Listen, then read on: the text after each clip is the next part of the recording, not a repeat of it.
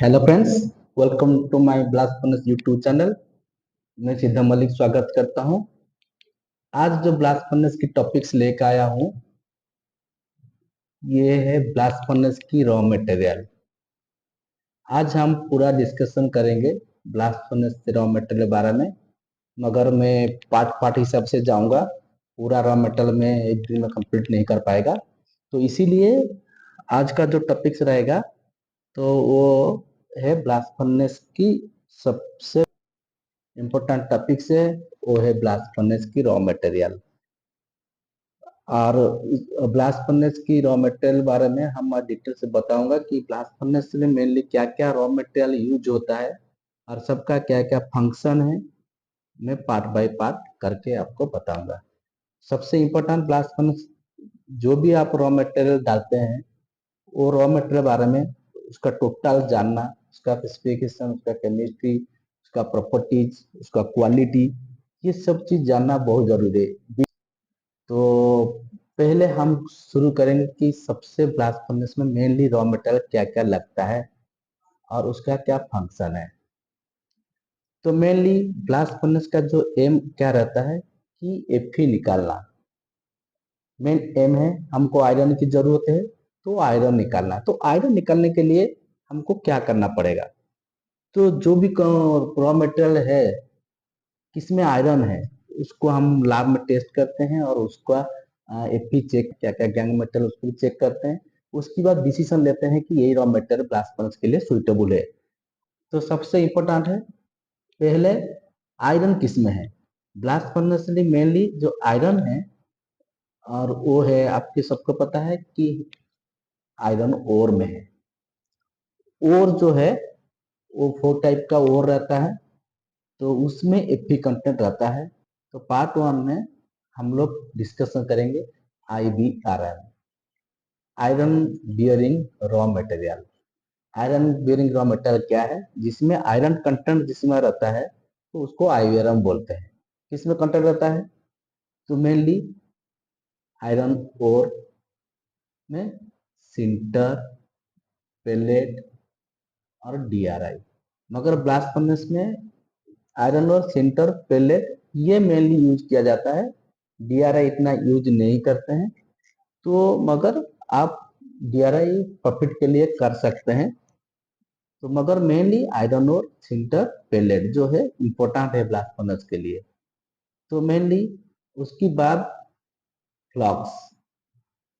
तो पहला raw material IBRM चला गया, आयरन और सिंटर, पेलेट, DRI। फिर फ्लॉक्स यूज करते हैं। फ्लॉक्स में क्या क्या आता है? लाइमस्टोन, डोलोमाइट, क्वार्टजाइट, ये है फ्लॉक्स।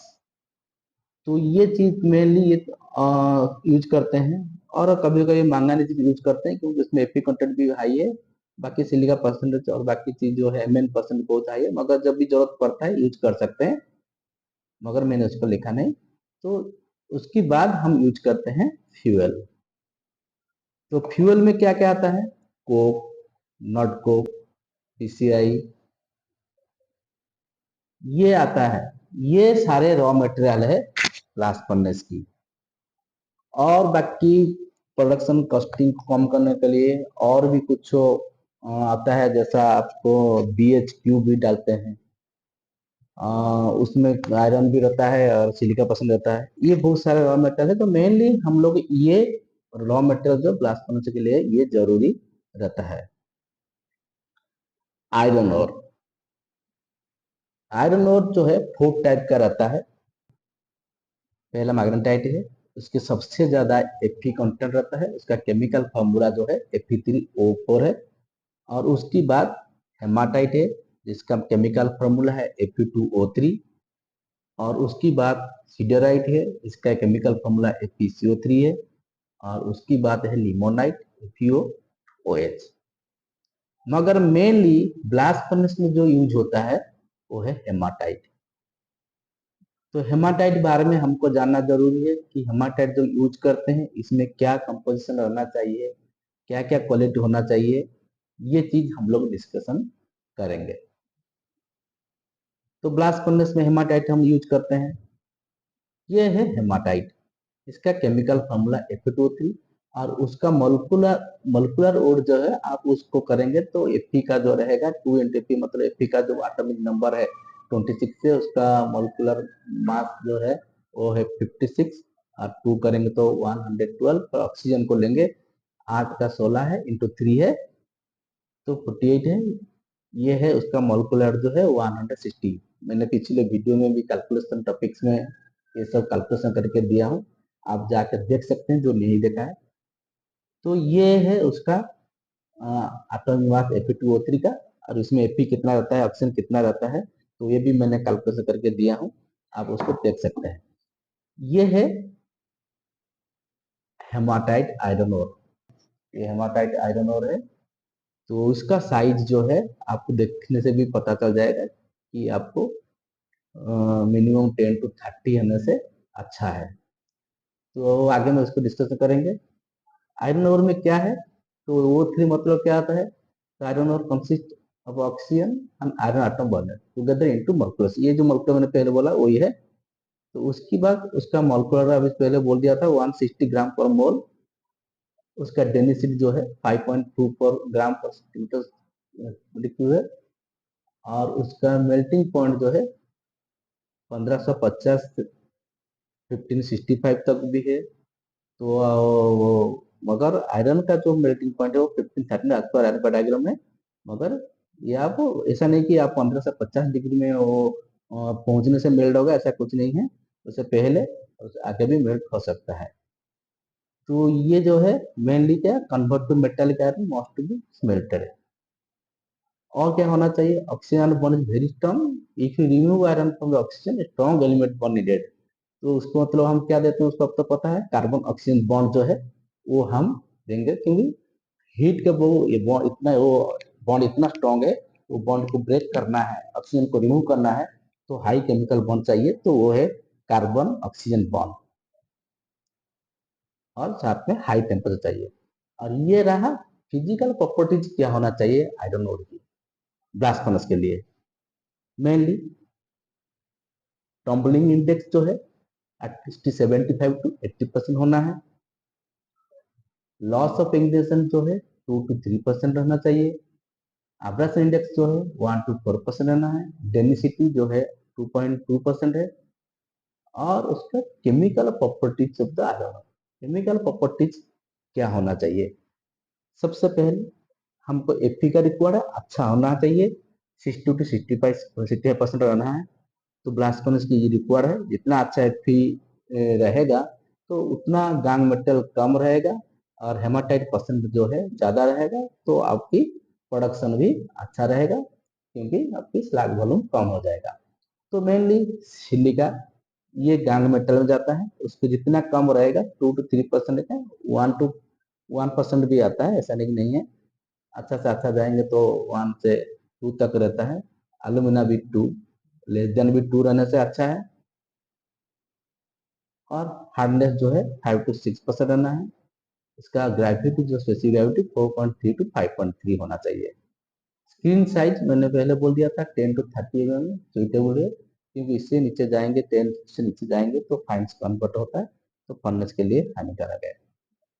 तो क्या कैरेक्टरिस्टिक होना चाहिए आयरन ओर की, मेन इंपॉर्टेंट कैरेक्टरिस्टिक मेनली क्या है, रिड्यूसिबिलिटी।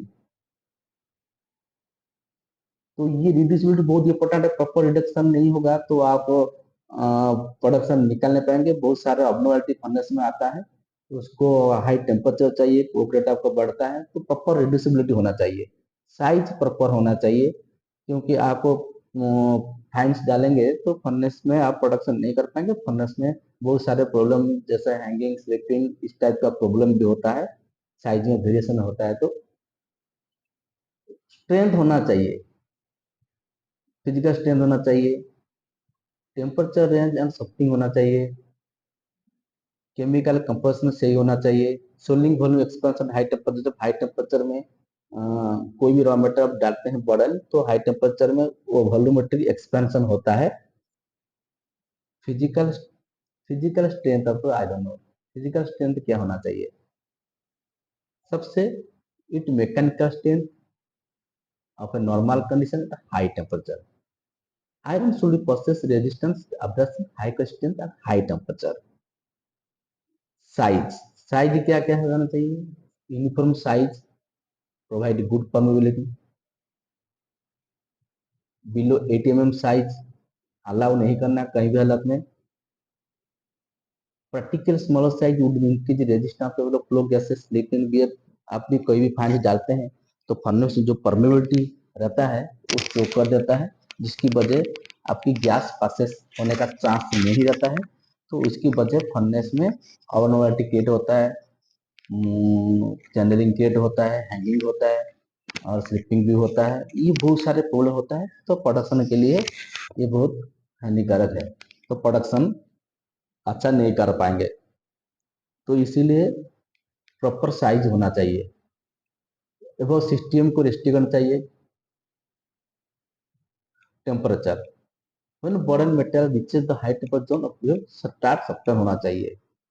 नहीं तो आप कहीं भी मैं ये हेमाटाइट यूज कर आप मैग्नेटाइट यूज करेंगे तो उसका बॉन्ड बहुत स्ट्रांग है, तो उसका टीआई भी बहुत हाई रहता है, तो जैसे ही नीचे आता है तो उसका वो डिपेंड करता है फर्नेस की शाफ्ट की हाइट के ऊपर में, और वो ऑन रिड्यूस होके फर्नेस में लास्ट तक भी रिड्यूस नहीं होता है, जिसकी वजह और हाथ टेम्परेचर के लूज होता है। ऑन रिड्यूस मेटल नीचे जाता है हाथ में, तो हाथ की रिड्यूस हीट वो ले लेता है, तो फर्नेस कोल्ड होने का चांस रहता है, तो जरूरत पड़ता है चिल्ली हो जाता है।